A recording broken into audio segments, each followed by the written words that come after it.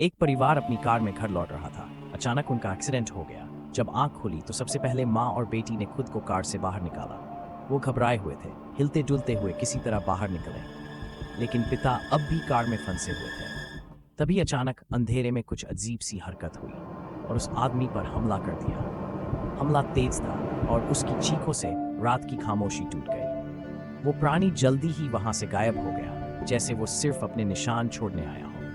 माँ और बेटी का दिल डर से कांप उठा था, मानो उन्होंने कुछ बेहद खतरनाक देखा हो।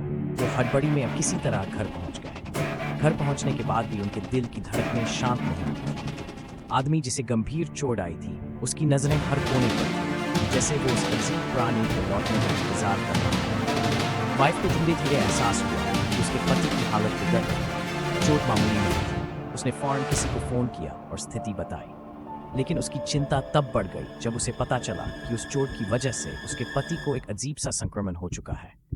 इसी बीच उनकी मासूम बेटी ने अपने डैड से सहमी हुई आवाज में पूछा, डैड, क्या मैं मर जाऊंगी? उसने कहा, मैं तुम्हें हमेशा सुरक्षित रखूंगा।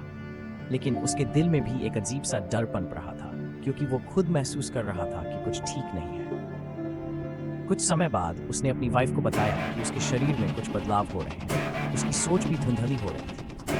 कुछ समय बाद उसने अपनी पत्नी और बेटी को भी पहचानना बंद कर दिया। उनकी ओर देखते हुए वो खाली आंखों से घूरता रहा, जैसे उन्हें जानता नहीं था। इस सब के बीच वाइफ ने फौरन कार की ओर भागने का फैसला किया। उन्होंने कार स्टार्ट की और भागने की कोशिश की, पर तभी वो आदमी जो कभी उनका सबसे करीबी था, उनके सामने आकर खड़ा हो गया और उन पर हमला कर दिया।